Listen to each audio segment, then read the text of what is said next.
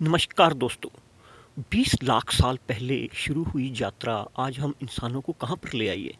जब हम इंसान जंगल में रहते थे, खैर तब से ही हमने आविष्कार करने शुरू कर दिए थे। सबसे पहले हमने जानवरों की हड्डियों से जो है हथियार बनाना सीखा है।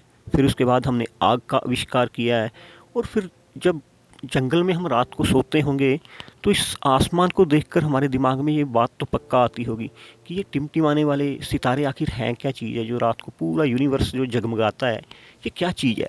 और इसी सोच के तहत दोस्तों 17वीं सदी में महान वैज्ञानिक सर गैलीलियो गैलीली ने अपने दोस्त के साथ एक दूरबीन का जो है खोज कर ली है। और उसके बाद उन्होंने बनाया अपना पहला टेलीस्कोप। उन्होंने कभी सोचा ही नहीं होगा दोस्तों कि ये टेलीस्कोप आने वाले टाइम में मतलब इंसानियत को बदल के ही रख देगा।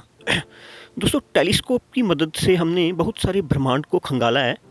और इनमें से एक टेलीस्कोप है हबल टेलीस्कोप। दोस्तों इसका जो नाम है वो एक नासा के ही साइंटिस्ट एडविन हबल के नाम पर रखा गया है।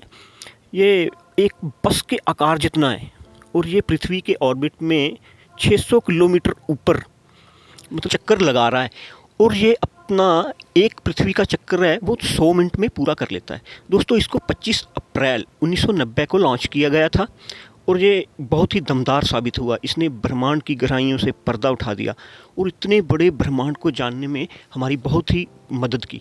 दोस्तों हबल टेलीस्कोप को अब तक 5 बार रिपेयर किया जा चुका है और ये आखिरी बार इसे 2009 में रिपेयर किया गया था। लेकिन हर चीज़ की एक उम्र होती है और अब हबल बूढ़ा हो चुका है और ये 2025 तक इसकी जो है आयु ख़त्म हो जाएगी। और अब हम कहाँ रुकने वाले थे, हमें तो और जानना था इस ब्रह्मांड के लिए। तो उसके लिए हमें एक बेहतरीन और एडवांस टेक्नोलॉजी वाले एक नए टेलीस्कोप की ज़रूरत पड़ने वाली थी। इसी के मद्देनज़र अमल में लाया गया है जेम्स वेब को। दोस्तों वैसे तो इसकी शुरुआत 1996 में ही कर दी गई थी और इसको लॉन्च भी 2005 तक कर देना था। लेकिन इसको कभी दोबारा रिपेयर नहीं किया जा सकता है, इसलिए वैज्ञानिक कोई रिस्क नहीं ले सकते थे। इसको बनाने में दोस्तों पूरे 4000 करोड़ घंटे की मेहनत और लगभग 75,000 करोड़ रुपए की कीमत लगी है।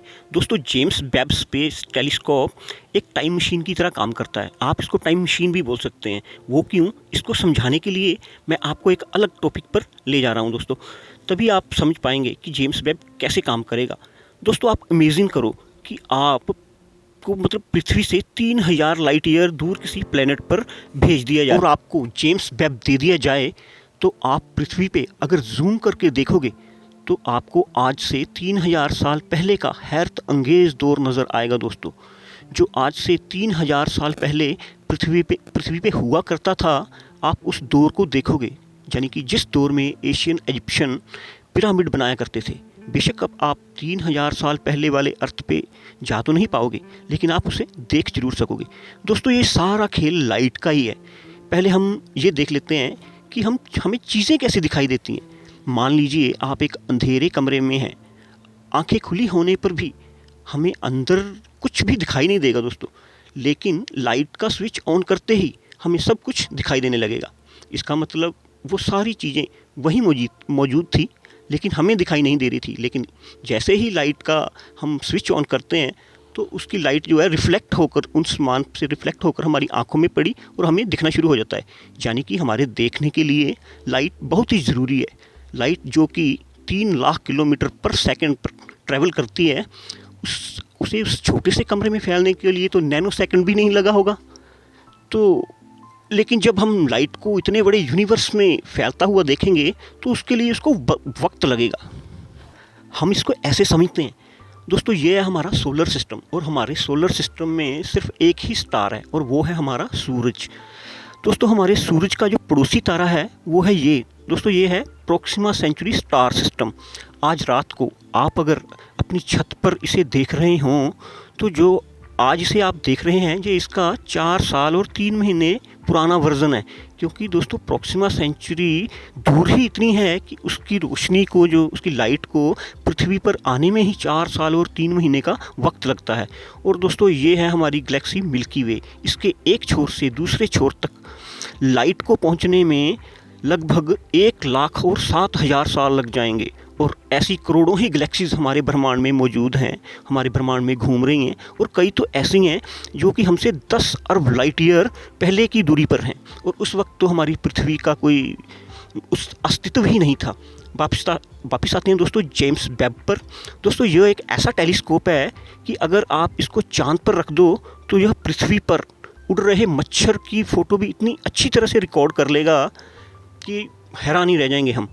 दोस्तों इसको American agency NASA, European agency ESA और कैनेडियन एजेंसी CSA ने मिलकर बनाया है। इसका मिरर है जो दोस्तों वो हबल से 6 गुना ज़्यादा बड़ा है, और इसमें इंफ्रारेड कैमरे भी लगे हुए हैं। इसको काम करने के लिए दोस्तों बेहद ठंडी जगह की ज़रूरत है, यानी कि -230 डिग्री सेल्सियस का तापमान होना चाहिए, ये तभी वर्क करेगा। इसलिए इसको मंगल और पृथ्वी के बीच L2 के एरिया में रखा जाएगा। L2 का मतलब है दोस्तों लैग्रेंज पॉइंट, जो कि पृथ्वी के ऑर्बिट के बाहर 15 लाख किलोमीटर की दूरी पर है, और ये पृथ्वी के साथ साथ ही सूर्य का चक्कर लगाएगा। आपको बता दूं कि इसे सिर्फ 10 साल के लिए ही डिज़ाइन किया गया है, सिर्फ 10 साल तक चलने का ही फ्यूल इसमें भरा गया है, और इसका आकार जो है वो एक टेनिस के ग्राउंड जितना है, और ये फोल्डेबल है। इसको हाल ही में दोस्तों 25 दिसंबर 2021 यानी कि क्रिसमस डे वाले दिन इसको लॉन्च किया गया है, और लगभग 25 जनवरी 2022 तक ये अपना सफ़र पूरा कर लेगा, और अगले 6 महीने तक ये अपने आप को सेटअप कर लेगा, और इसका हर एक पार्ट जो है वो आहिस्ता आहिस्ता ही खोले जाएंगे, और दोस्तों जुलाई तक ये पूरा तैयार हो जाएगा। और फिर उसके बाद बिग बैंग हुआ है, और उसके बाद जो भी गैलेक्सीज बनी हैं और जो भी उसके बाद ग्रह बने हैं, ये इसका पूरा मतलब ब्रह्मांड की शुरुआत का पता लगाएगा, और हम इसको जान पाएंगे।